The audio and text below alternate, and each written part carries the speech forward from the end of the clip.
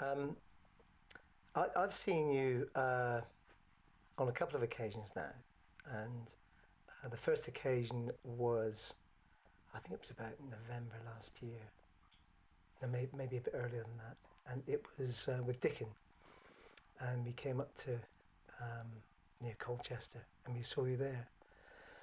And I suppose I was thinking, how did this come to be? How did you come to be on stage with Dickon as a three principles facilitator? How did all that come to be? It's kind of, I knew when I first came across the three principles on the first day of the 3-day course, my first introduction to it, that this was something special and I wanted to share it. I had no idea how I was going to do that, because even though this was transformative for me, there was no way I was going to be on stage in front of people. It just transformed my life in that I could have conversations with people like yourself, or phone up the doctors, those kind of things. So just normal things for a lot of people. But I just got inspired by it, and I think I went on to sit in on trainings, and I just I knew this needed to get out. I really knew it needed to get out. And then I think meeting Rudy on that first course, but actually getting together as a couple about 8 or 9 months later, we both shared that same passion that this needs to go out to the world. So I think the movie site was kind of our best attempt. Well, it was going to be a documentary, but it was our best attempt to get this out freely to people as much as possible. And through doing that, we just got to meet different facilitators, and I don't know, we've just created this kind of friendship network, or like globally, it's been really, really nice. And people that kind of were mentoring us have become friends and colleagues now. So I guess it kind of, the movie site in lots of ways has opened many doors for us, and we had no idea. It was just about, let's make a documentary so this can go out into the world. So how did you come to become a three principles facilitator? So the first Train the Trainers in the UK was with a guy called Dr. Roger Mills. So the first training that I sat in was called a core course, and people got interested then to do the next weekend, which was a facilitator training. So then he came back, I think 3 or 4 times that year to do 3-day trainings. But even then, I wouldn't have said at the end of that I was ready to share with people it formally. I was talking to friends and family. But it's almost been, it got to a point where I couldn't not share. And so we created our own website, Innate Wellbeing, and I don't know, we've sat in on so much training, year-long trainings, interviewed people. So it's almost like you're just around it, and then at some point you can't help but share. And then I know people kind of come across us and find us, and you don't really know how, because our website was never really that very good on Google and things like this. But it feels like the most natural thing to be doing. I couldn't imagine really doing anything else. So it's, in some ways, I don't know, I'd say to people, share what you know. And I think a little bit goes a long way with this. And I know that for myself, I think I probably did so much training that I actually got worse for a while, because I was trying to be like someone else, I'd be inspired by someone and then try and teach like them, and it just doesn't work. The only way this works is if you're yourself, and that shows up differently. So the teaching's the same, it's very simple, but then I think really what impacts people is you just being yourself with them. So it's a funny way to learn, because there's no set amount of time that you can be around this and say, right, now I'm going to share, now I'm a facilitator. And I like the word facilitator, because I think that is saying more about what we do than a teacher, because sometimes we say teaching, but it doesn't feel like you're teaching anyone anything. You're just facilitating a space to draw something out. So yeah, it's weird. I don't know how I've ended up here in lots of ways. It's just kind of happened. And what's the thing that's inspired you, really sort of inspired you to the core about the three principles? I think just having struggled and suffered myself for so much of my teenage years, so from about 13 to then I came across this at 23, to feel peace in a training on the first day when I had no idea what was being spoken about, to feel that I wasn't broken, that I didn't need to be fixed. It was just, it cannot be that simple, because I thought it took years and I thought you had to struggle. So I think the simplicity and the change that happened within me so quickly, that's been, I don't know, that's what's inspired me probably the most. And I know it doesn't happen for everyone that way. I know for other people it seems like a drip, drip, drip thing and it slowly gets better. But to see that there's potential change in anyone. And I think the other one that really kind of struck me was when we were filming in the jails in Santa Clara County. Just seeing women who had, just like me, got caught up and lost in thought and made mistakes. But they were just people too. And I think it was something about that filming and that trip that really equalised everything for me and saw people as people. Wow. And I stopped having so much judgment and fear and these kind of people and these kind of people. And I saw there's the potential for anyone to see this and to change. So I think to see that it goes beyond types of people. It's just, if you're a human being, this is beneficial. Yeah. So I think it's that really inspires me as well. That's great. And you touched on a couple of things that would be good to discuss or talk about. And one was the Three Principles movies, which you and Rudy, you run, and that's taken you across the world, I guess. So maybe about the Three Principles movies, how did that come to be and what are you up to now? Well, it was initially Rudy saying, let's make a documentary. But that came from us watching a documentary when we were in India called One Giant Leap, which is a few guys went around the world with 3 musical chords and got different cultures to play music using those 3 chords and asking them questions. And there's something about it that we saw how the power of video, the power of really capturing real people speaking from their heart. And Rudy was just then intrigued to learn a bit about video so we could make a documentary. And it's funny arriving in America with this kind of gear that we didn't really know how to use. And one of the cameras we just really had no clue about. And then being introduced as these documentary filmmakers who really had no idea what they were doing. And one of our first interviews was with Jack Pransky. I think that was our first interview. We've had to do it in black and white because the colour was so off and things, and messing around with the sound. But it was, in a way, the Three Principles movies has been this journey of learning the principles and seeing for ourselves, learning videography and sound and lighting and all those kind of things. So it's just been learning as we've gone. But it just felt this is too special and too simple to not go out into the world. So I think Dr. Roger Mills, who was my first teacher, inspired both of us in terms of his commitment to community and this going out. It was never about money. Like, he had to live, so of course he charged, but so many of the things he did, it wasn't about the money, it wasn't about becoming really rich, it was about getting this out. So I think we were then inspired by him with the movie site, so it was always about making it accessible for people. And I think when we then added on the online training part of the movie site, it was quite hard for us to go, oh God, are we going to charge?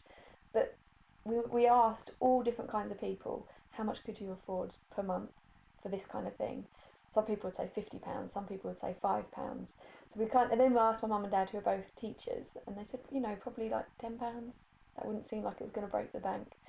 And then that part of the movie site then funded us continuing the work for the free part. And at the moment, it's just been, we were filming some of the facilitators at the American conference. So we've got new interviews to go up. So really it's just adding to it, and also having a section where people can film their own stuff and put that on, so it can grow without us having to do so much of the filming and editing. Because in some ways we were first facilitators and sharing this, and then we kind of got taken over by being filmmakers, and it feels now the balance is kind of tipping back more. We're doing more facilitation and that kind of thing. But the movie site will be something that we keep adding to, and we hope that it keeps growing. It has like a social map now where people can add themselves, an event section where different people can add their Three Principles events. So it's kind of after Rudy's initial idea of the documentary, his vision for the movie site 5.5, 6 years ago, it's now there. It's taken that long really for it to get to where he wanted it to be all those years ago. I think it's in its 5th reincarnation. It's been this ongoing, again, learning. So we've had to learn about website design. Rudy built the first 2 or 3 movie sites himself, learning all these different programs, and then getting to the point where we did an exchange with someone. We filmed and photographed their wedding, and then they built the website. So it's been an interesting process, and we both said if we had known the amount of hours and work that would go into it before, we could have put ourselves off. But we're so glad that for the understanding in that you're taking each day as it comes. Yeah. But I know for me it's been inspiring to interview people, and people open their hearts to us. And I think it's been quite nice as an editor to have a feel for the understanding, because you kind of know the pauses are meant to be there, and the bits to keep in, and that kind of thing. And it's been interesting watching Rudy go through his phases of the movie site, because the hours, I don't think anyone really understands videography and editing till they do it, but the hours spent, especially for Rudy, on the movie site is just, I think he's worked out that it's 2 years full time just on the movie site, as well as doing, initially our other business was wedding photography, so it's almost like he had 2 or 3 full-time jobs at once. But it was just this passion and this inspiration to get it out there. I know sometimes I'd wake up in the middle of the night and he wouldn't be there, and I'd just hear him editing something, or he'd had an idea about something. So it has been incredible, but it feels nice at the moment because I feel like we've got that work-life balance back, and everything feels that we can do all of it, but it might just take a little bit longer. That's great. And you mentioned something which I think sort of brings the 3 principles to life, and that was your trip to Nepal. So would you say something about that, please? Well, I think Nepal, for both myself, Rudy, and also Dave, the other guy who came along with us, was a really humbling kind of, heartwarming experience, because you got to see this understanding just in action within people. We'd never heard the words, the 3 principles, but you saw people getting lost in thought and then falling out of, the fear of it all. And you saw people's resilience and their courage and their humanness. And it made me more aware of the pre-existing nature of this understanding, that it doesn't take an understanding or a thing or a way or a teaching for this to be true. It's something present in all of us, and we were inspired to see people who had suffered and lost, but they were still, anyone that you said, you don't say hello, you say namaste, everyone would stop and they look at you, and it's meant and it's heartfelt. Being one of the moments that we all, I think, spoke about on our blog was being in the middle of a village on the outskirts of Kathmandu that had severe damage, people living in tents, and then you saw these little girls skipping through it, and they're all dressed neatly in their hair plaited and just singing and smiling, and life goes on. And there's a lady sat there with her baby, and I think, I don't know, to be able to just share with people it's all right to feel, we're human beings, to be able to point out that despite what happens, there's still something within us that is okay. And I think in Nepal it seemed they have a close connection to that already, this idea of something beyond themselves. So it felt like it was in lots of ways an easier job. I mean, we've had we had different problems with translation because we didn't have professional translators, but some of the time you could just see the message got across despite the translation, which again pointed out what Sid was often saying, it's not in the words, it's not in the content of this, there's something that goes beyond that. And I guess that's what within the principles would be called mind, but there's some energy, intelligence to life that takes care of it. So it's almost like we were just there doing the best that we could to share what's been inspiring for us, but to also be inspired again and see that what we're sharing is present within all humanity, whether they know the principles or not. And I think that was nice. And I think we were talking just before we started filming about it becoming less of a thing or a way or a doing and I think it's so easy for us as human beings to attach to something and make it something because it's what we're used to, and in so many ways it's been helpful in life, but again really it felt like the three principles got stripped bare again, and I feel like this keeps happening to me. And I've been around it 10 years now, and it keeps coming up fresh and new, and it's more and more simple, that there really is something living us in a way, that when we just stop messing with it, it works. And it doesn't mean we're happy all the time, but it just means we go in and out of different feelings without so much thinking about it. And I think that was something that we saw, when people were telling us stories of what had happened to them, you could see them get caught up and in the moment with that and in the feeling, and then the next minute they could be laughing and telling a joke, and you just saw that's just us as humans. It's not that the getting caught up and feeling sad about something is wrong, and then when we drop out of it and we realise the nature of life, then that's right. You're just like, this is all just life. This is all just okay. It was lovely to see Dave sharing the principles, because he's been around it a couple of years, and I think sharing about a year, but you could see he's still got this real excitement, and just it was almost like he can't believe the power of this still. And I think that again inspired both of us, because I think in a way we've kind of got so used to sharing with people who are already on board with this. We've been running facilitator training for a few years, so to be sharing with completely new people, and to have someone sharing like Dave, who is still very new to it, we remembered the magic of it. Because sometimes we can kind of get caught up in wanting to share it as simply as possible and as clearly as possible and as truly as possible. But to just see him tell stories and laugh and be totally honest, and really the magic and the mystery of all of this as well. We don't know anything. Like, that was one of the things we came over. We don't know anything, really. We've glimpsed something, but luckily that glimpse changes lives. So that was, again, humbling to just go, wow, there's something here that is so much bigger than what we've thought, and that's going to keep getting kind of revealed in a way. So it was a wonderful experience. I think I mentioned before, we had sickness, we had illness, sleep deprivations, we had aftershocks, which again we're not used to coming from the UK.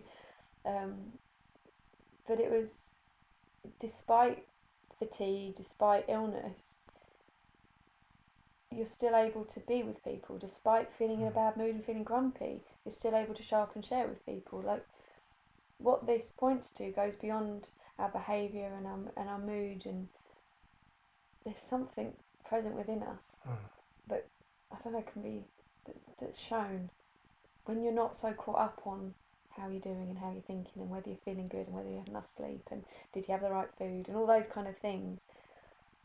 So that was interesting in itself, just to see, oh, actually this really is true. It does go beyond circumstance. It does go beyond what we're actually feeling in this moment. There's still something living us that's true. So it doesn't matter so much what feeling state you're in. It's just that you get to feel. I think that was really obvious when we were there. Well, look, it's been lovely talking to you, and you said there that you've been around this for 10 years, but what I get is that there's so much ahead of you, and that you're really excited about that. So we'll look to keep up to speed with what you're doing and follow you on your Three Principles video site, and see what happens from there on. Cool. Thanks for coming all this way and interviewing us and doing what you're doing. So. That's great.